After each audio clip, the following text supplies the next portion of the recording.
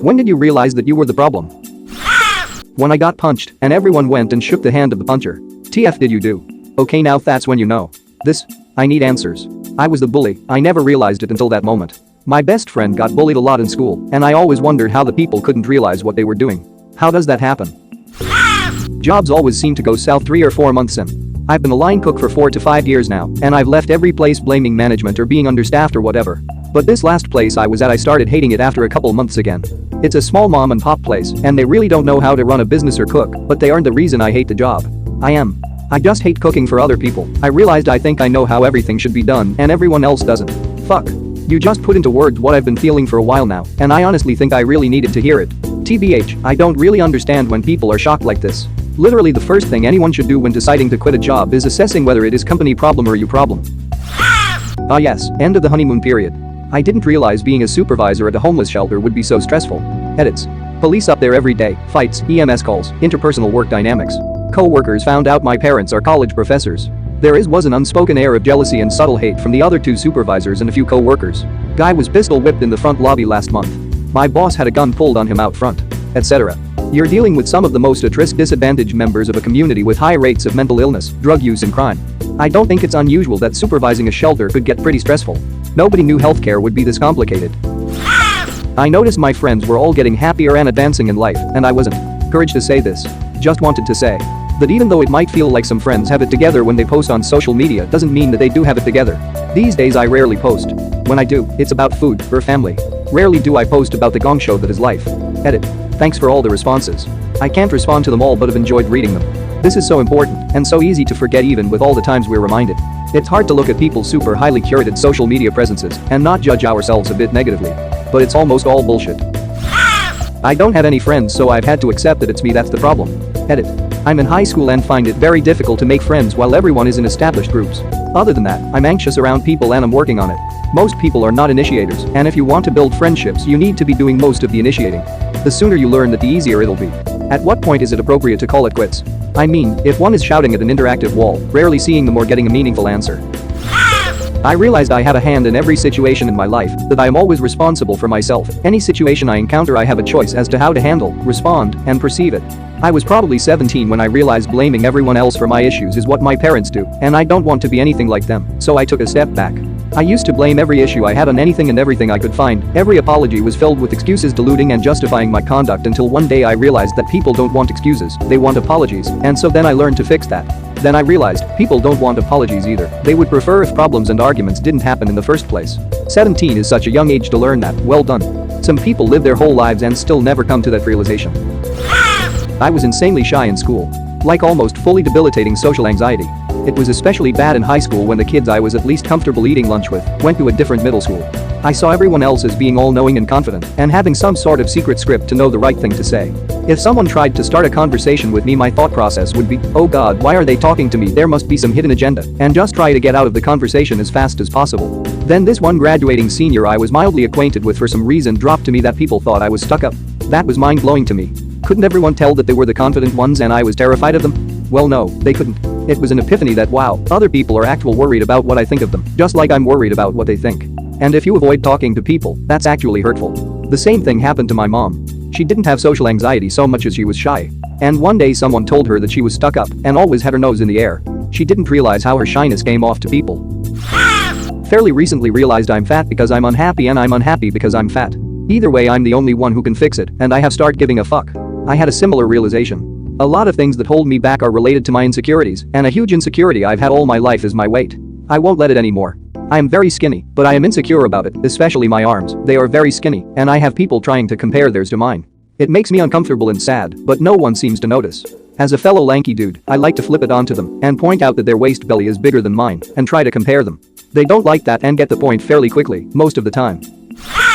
I realized I was the problem a few years back when I had the coolest fucking therapist in the world. She would say how she couldn't possibly give a fuck about my feelings, she only cared about results for me. Coolest lady ever and I miss her so much. Anyway, she told me a saying, and the saying goes, you have every right to be angry, but you have no right to be mean. My life got so much better after that. Edit. OMG, I did not expect this post to blow up like this, you all are too kind. For the record, she is not my therapist anymore because she had no benefits in the position that had her give me therapy, ex-health dental real people needs. She ended up referring me to someone else and she went to go work with prison inmates. Lucky inmates. I really like this. Thank you for sharing. Managing my anger is very hard, but using that as a mantra is going to help me. Hulk could use this advice. Realizing I was very toxic towards SO, broke up with my partner after having the same discussion for 2 months without getting close to resolving it. My main reason for breaking up was that he was not able to have constructive conversations in order to work conflicts out. When we decided to meet up 2 days after the breakup and have one last conversation, we both realized that the topic of our fighting has not been the issue, but that our way of interacting with each other had become super toxic. For me, it was a shock that my behavior was very problematic too. So we got back together and are working hard to be in a healthy relationship with each other. Edit. Reading through the comments, I feel like I need to add some information to explain why I decided to give our relationship a second chance. I love my SO, but because of our inability to resolve discussions on small things, I felt we were not compatible. Before we had our last conversation, I was fully convinced he was the problem, not me, i.e. I felt very misunderstood a lot, but then we talked and self-reflected, and I realized my behavior is at times terrible too. We also realized our style of showing affection is different. So we do not always notice the full extent of one showing affection to the other, which creates insecurities on both sides. We decided we do not want to treat each other like that, and both felt really willing to work on it together, regardless of it working out. If it does, great. If it doesn't and we break up, that's okay too. I do this for me because I feel like it is important for my, as well as my SO's, personal growth, regardless if we stay together or not. I looked around and saw that people were happier when I wasn't involved with whatever was going on. When you notice this though, how do you go about finding out what specifically is wrong with you? Yeah, during school days I used to be the one to make all the plans on when and where to go and meet the others. Then one day I went out with my brother to go buy some stuff for a school project and saw all my friends hanging out without me. Nobody said anything. Nobody told me anything. They got out and left me out cause I was a toxic piece of cynical and pessimistic garbage to anyone. I cut them out of my life cause I thought, hey, fuck him, they don't need me, I don't need them, but I didn't realize just how bad it was until right around Christmas last month, which is around 8 years later from when I cut my friends off. I'm working on changing that now and I'm reconnecting with some old friends now. Recently, whenever I'm angry at my girlfriend and discussing it with her, all she does is apologize. Over and over again. First it made me think that yeah, maybe I'm justified in my anger because she's so apologetic, when in actuality my mood swings are becoming more and more frequent and I'm getting more and more angry over the dumbest shit. A few days ago it hit me why I never see changes in her behavior. I keep finding different and increasingly inconsequential shit to get mad about, regardless of what she does. Made me take a couple steps back and re-evaluate my behavior. Edit. Thanks for the medals guys, but most importantly thank you kind strangers for all of your positivity and advice. If I thought I was aware of my actions before this boy did, these responses really opened my eyes. If you or a loved one is experiencing something similar, take the steps to fix it now before it's too late. I am extremely fortunate to have such a patient and loving girlfriend who makes all of this possible. I really can't express how much she makes all of this possible. It's only through her patience and our many discussions about it that we've had breakthroughs. Love yourself and others unconditionally and surround yourself with others that do too, and changes will start to take hold. For clarity, I'm not clinically diagnosed. However, my father is manic bipolar, and I'm his carbon copy. I've been fortunate to have a case study in him my whole life. Fairly certain that I'll receive a similar diagnosis when I begin seeking professional help. My ex-husband did this to me all the time. This is what it's like from the other person's point of view. I got yelled at for not cleaning the water from the top of the metal between the two sinks. I didn't tuck in the chair, and rather than him saying something like, "Can you please tuck in the chair?" That really bugs me. He got up, aggressively tucked it in with an angry grunt, turned to me, and went off on how tired he is working and then going to the gym, and he has no energy to clean up after a pig like me. Every Friday on the way home from work, I'd have a nervous conversation with myself, call him, and ask if he wants a taco salad too or just decide. If I did call, I'd get, "Why do you have to ask me about everything? Don't you have a brain?" If I didn't call, I'd get, "What? You can read my mind? Don't make decisions for me." We had a deal that if I missed my bus home from work, he'd pick me up from the train, a 3-minute drive from home, rather than wait 25 minutes for the next bus or walk 20 minutes uphill home. If he was in the middle of cooking, he'd answer the phone angry. Pick me up, not wanting to say hi or kiss me. So, I stopped calling for a ride. Once, I waited 25 minutes in the rain without an umbrella as I had lost mine and forgotten to buy a new one, and then walked 5 minutes from the bus stop home in the rain. When I got in the door, he yelled at me for not calling him. "What? You think I'm such a bad husband that I want you to get soaking wet rather than call me? Or are you trying to make me look like a bad husband? Nothing I did was right. It's quite abusive behavior. If you are truly changing this, good on you." My ex-husband never realized he was the issue. I always did the wrong thing, and he always felt he was right to blame me, yell at me, and call me names. Just ended my relationship like this 2 days ago and feel so relieved. I was in your same position and finally had enough. It's sobering to read similar experiences. Congratulations on getting out. I am very lazy and my husband does a lot of housework and watching our child. I sleep a lot. The reason behind this is depression. I'm not just trying to be an asshole, but I seriously feel incapable of doing anything on some days. Well, we got into a fight once because he was saying that he is overwhelmed and could I just do the dishes because that would help. I was arguing, "Don't you understand that I just don't feel capable of doing the dishes?"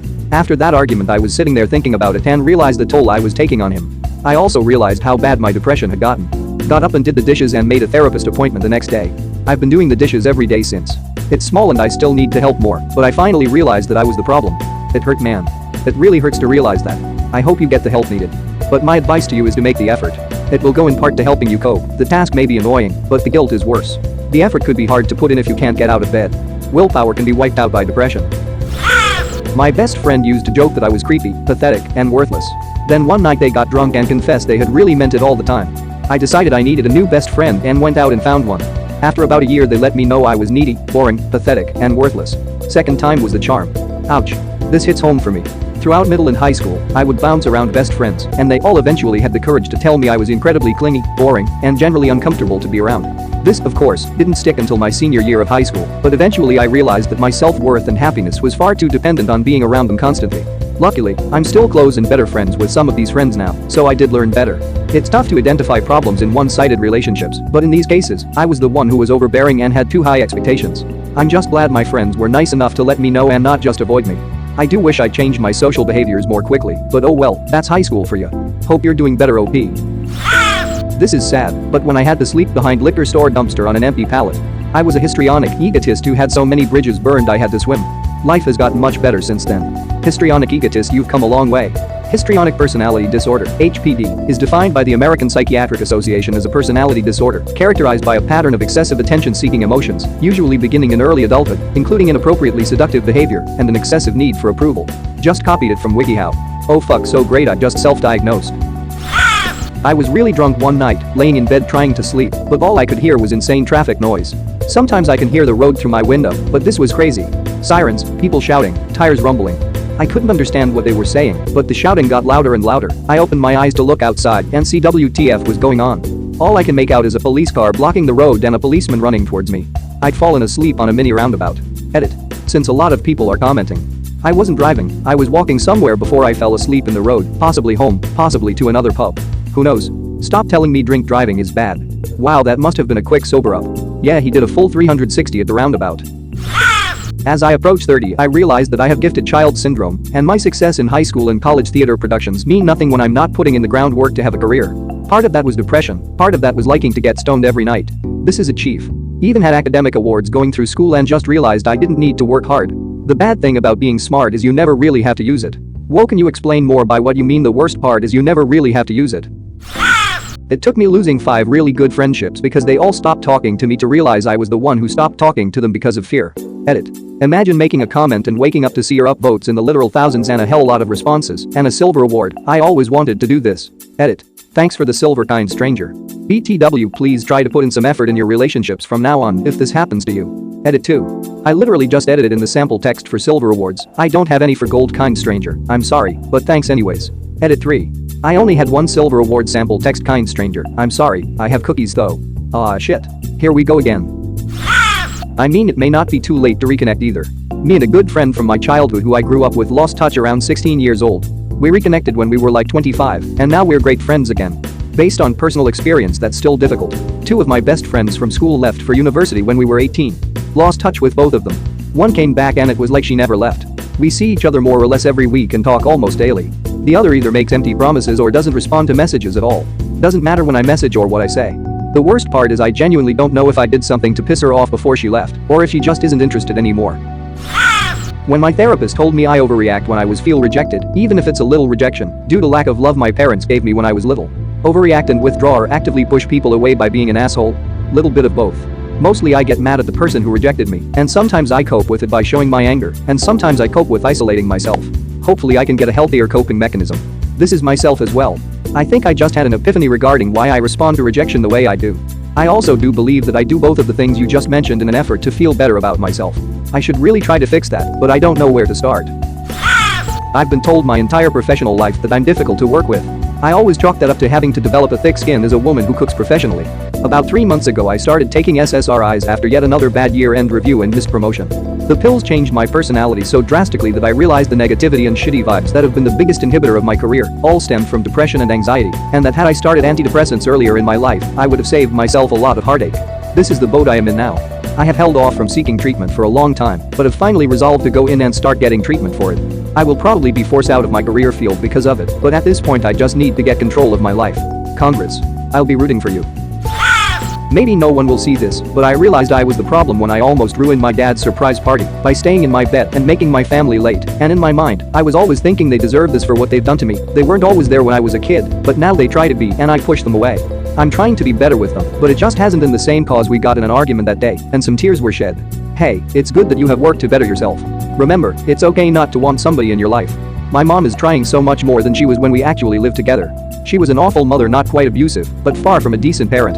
I don't want her in my life. I deal with it to be near my dad, but her, well, I can take her or leave her. When 3 exes back to back over the years were the ones who broke up with me. They couldn't handle my mental breakdowns and outlashes and self-victimizing and broke it off because they were tired of it. One after the other, it fueled my self-pity until I got tired of the same old story myself. I'm currently with an amazing woman, and we've been together for a little over a year now, the longest relationship I've ever been in. Her patience and unconditional love and support with my depression and episodes helps me try to be better and catch myself self-destructing because I don't want to lose another person in my life. I've gotten a lot better over time, but I know I still have a lot of work to do. Mental health does not excuse and give a pass for outlashes. Think of your loved ones and how they get affected by it and apologize to them when you're better. Actively be better for them and yourself. During a counseling session many years ago, I heard someone once tell me I was manipulative. At the time I had heard this said, that all women are manipulative. I thought it was just one of those things and ignored them at the time. After another failed toxic relationship, I looked into what it meant. I realized I had trouble asking for things directly because I was scared of rejection and very insecure, self-sabotaging things that felt like they were beyond my control. Delved into some recommendations on RCPTSD and realized I had PTSD from a traumatic childhood and an abusive partner prior to the one I just lost. Turns out I am codependent after all of that. Got some therapy. Also found out I have OCD. So it was a busy few months. But Coda really helped me to work out who I am and to take responsibility for my own emotions and actions. Still got a way to go, but the outlook is a lot brighter than it was previously. In my relationship, it was after I left. I got tired of the usual relationship drama and decided I wanted out after 6 years. I quickly jumped into a FWB situation and discovered just how much of a horrid, controlling, bitchy person I was to be with. Spent some months doing some serious soul searching and my ex ended up texting me.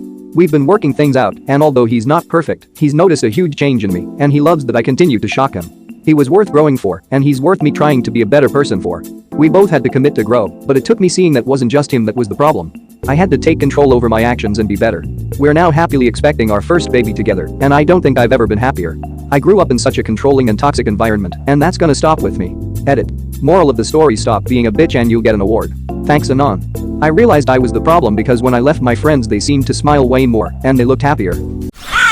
Thank you very much for watching. Don't forget to subscribe and like this video. Tell me what you dislike or love about this video, so please comment below and hit the bell icon so you're notified anytime a new video is released.